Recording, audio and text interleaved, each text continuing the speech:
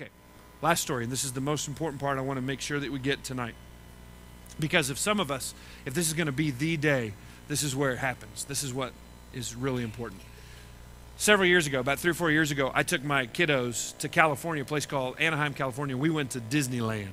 Oh, it was beautiful. Now, I know many of you living in the Metroplex, you've been to Six Flags, and Six Flags is pretty cool. But I got to tell you, Six Flags, I've been there. I used to have a season pass Six Flags because I lived in Fort Worth several years ago, and that's a great place. But compared to Disneyland, Six Flags is like a village, and Disneyland is like a planet. I mean, it is humongous. It is gargantuozoid. It is just, it takes days to get through everything at Disneyland. And when we were getting ready to go, I looked at my wife and I said, we have got to have a game plan to keep hold of these kids because they're little, and we just want to make sure that everything's going to be okay because this is, I said, you have no idea. She goes, I've been to Six Flags. I go, you do not understand.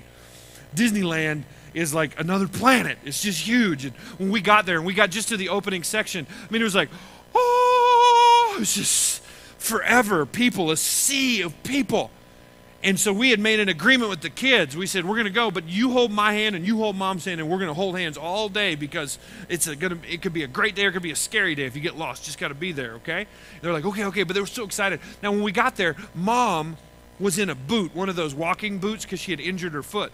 And the minute we walked through the gate, somebody from the Disneyland personnel, just out of courtesy, said, ma'am, we'd like to offer you a wheelchair. Which was great because that way she didn't have to walk, and you got to the front of the line real fast. You know what I mean? So we were really excited about this. I said, seriously? We'd love to take this. She goes, we'd love to offer you this wheelchair. Could you take this wheelchair? We're like, yes. So she sat down in the wheelchair, and we're pretty excited about that until we realized that in this sea of people, in all of these people, now she was in a chair, and I was pushing the chair. We had 2 kids and nobody to hold hands with these kids. And I looked out over all this. I said, babe, do you see what just happened? She goes, what? I said, nobody can hold the kids' hands now. She's like, what do you want to do? I went, okay, I got the boys. I said, come here. And I got them close. I said, look at me. And it was so hard because they're like 2 little boys on crack. You know, they're at Disneyland. They're like, ah. And I'm like, focus right here. And they're like, I'm trying. And they're like, rides. You know, like that movie, squirrel. But they weren't, it was like, rides. They couldn't stop. You know what I mean? I said, focus. Right here, give me eyes. And I put hands on either side of their head. I said, you need to listen to me. This can be the best day of your life, or this can be the worst day of your life. And when I said that, they both went, huh?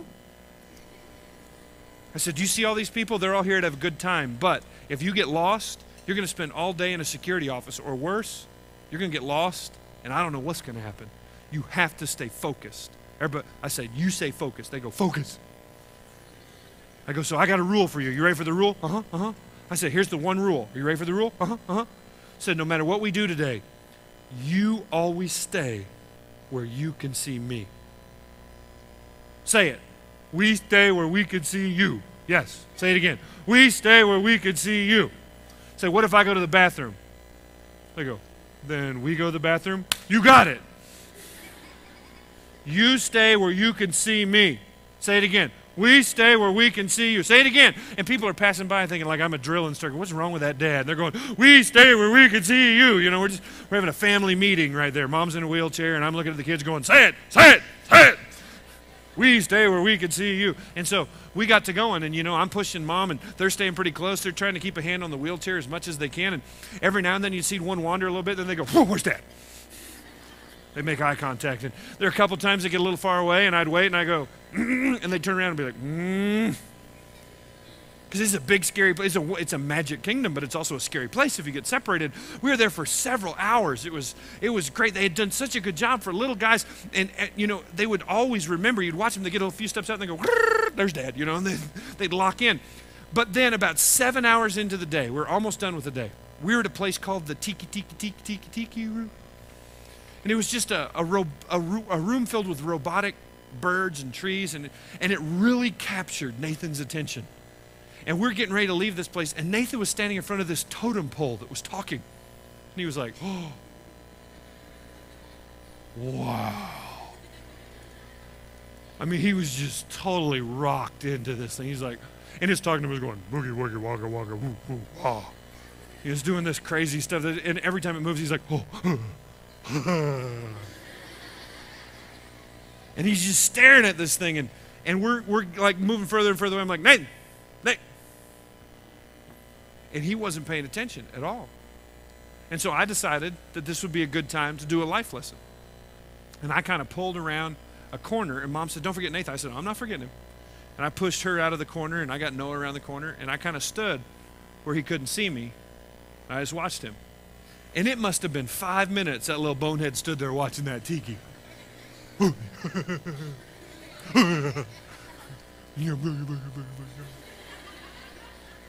mean, he was totally wrapped up in this thing. And then after a while, he went, Dad! And you could see, man, the total freak on. He just went like, Dad, Dad, Dad, Dad, Dad, Dad, Dad, Dad, Dad, Dad. And he just went nutso. His little legs started shaking. His hands were out. His eyes immediately started to bulge. And the tears started going. And you could hear it, man. He sounded like a dad siren. Dad! Dad! And every time some little old lady, I was watching from the side, these little old ladies were like, oh, little sweetie. He's like, no, Dad! He was in freak out mode, man. His legs were arched. He was ready. He was like a coiled cobra, ready for action. Ah! Tears streaming, snot bubble. Ah! Ah! I waited, man. I let him hang out there for a minute. Finally, all I did was step back from that column and went, hey! And in the middle of all that bustle and noise and him crying, he finally was listening. And all he had, in all that noise, he heard his dad's, hey! And he went, huh.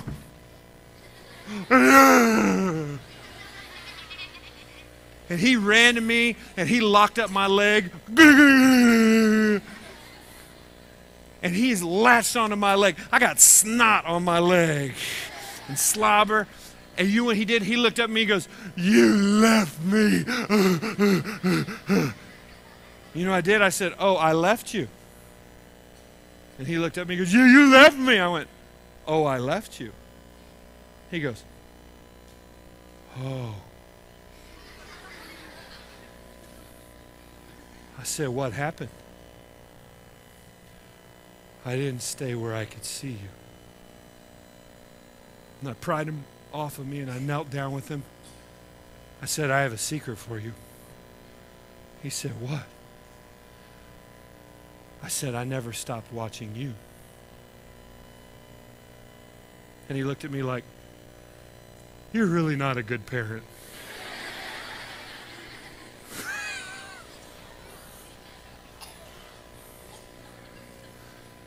I said, the whole time you were freaking out, I was watching you.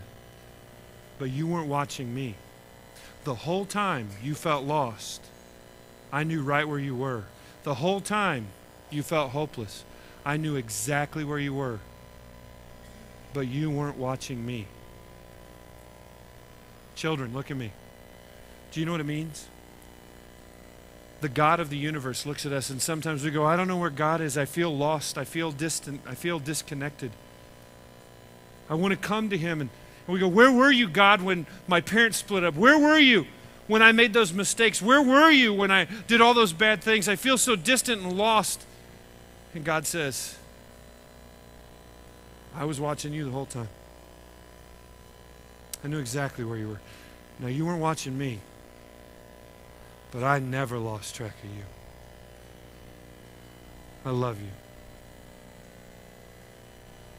And the reason that he sent his son, Jesus Christ, not only down a road to save a blind beggar from the side of the road, but he sent his own son down a road called Calvary to die on a cross, which we're going to talk more about, to die on a cross so that what we did that was wrong, he could take all of that punishment for us. He could take our spanking for us. Guys, what Jesus Christ did for us was God saying, now look at me. I was watching you all along. And if you're ready, keep your eyes on me.